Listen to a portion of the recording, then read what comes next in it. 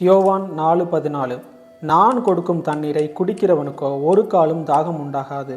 நான் அவனுக்கு கொடுக்கும் தண்ணீர் அவனுக்குள்ளே நித்திய ஜீவா காலமாய் ஊறுகிற நீரூற்றாய் இருக்கும் என்றார்.